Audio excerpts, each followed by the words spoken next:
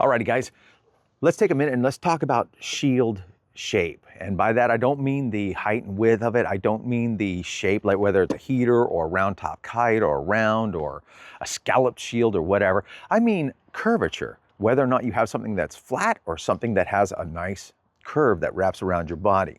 So for me, I find that I like them both, but I like curved shields for the war field and melee field, and I like flat shields for one-on-one fighting and engagements, and there's a reason for that.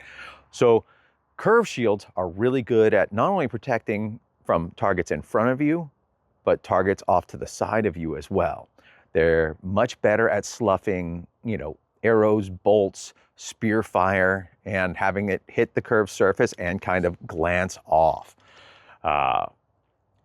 In shield charges, whenever you're slamming into a line, it's a lot easier to part between two fighters with a curved shield. It kind of helps, like the prow of a ship moving through water or through floating ice. It kind of pushes to the side and allows you to penetrate the lines deeper if you're on a charge. Flat shield, you just get stuck. It's just, you're trying to push a flat object through, all these targets. It's just much more difficult.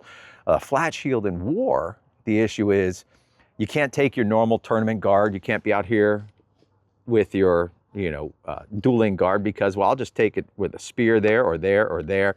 Arrows, spears, it's highly ineffective to do that guard. Even when you have it flat, I'm still not protected from anyone over there or anyone over there. Plus, the flat surface gives a really great surface for spears and other longer weapons to hit, to smash in, to displace, and really you can shove people back into the lines just off of their flat shields.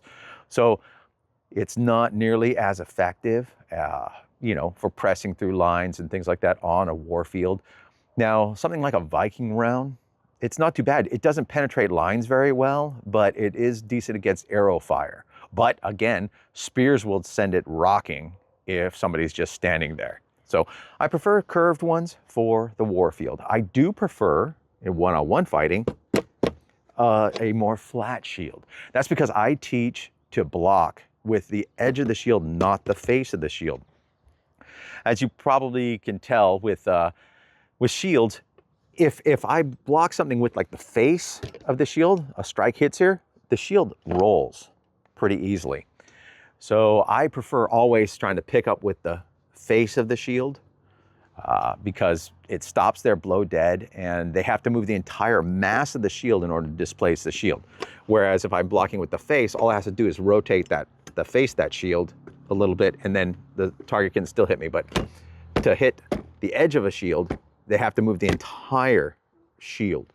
So we'll go over that later. But that's just my brief on it. You'll also look throughout the game. You'll see mostly the high-end fighters are using shields that are, either flat or have the very slightest curve to it. And it's probably for that reason. It's simply much better at one-on-one fighting, one-on-one dueling, and the blocks off the edge are super solid, whereas a curved shield just doesn't function in the same manner. So that's it. It's really simple. Curved shields are great and they're historical and they're historically accurate. But those would also be used on war fields against arrows and other things. Here we have the option of going into tournaments and not facing any arrows or multiple attackers. So a flat shield is actually much more performance oriented in a lot of cases. Plus your ability for hooks and presses with this flat surface in line with your hand and your arm gives you a really great and powerful platform to press in people's guards to hook their shields open and things like that. So that's just quick. I just wanted to go over that real quick because it just came to mind earlier when somebody asked me about it. And so there you have it. That's my preference. You have your own. I'll talk to you later.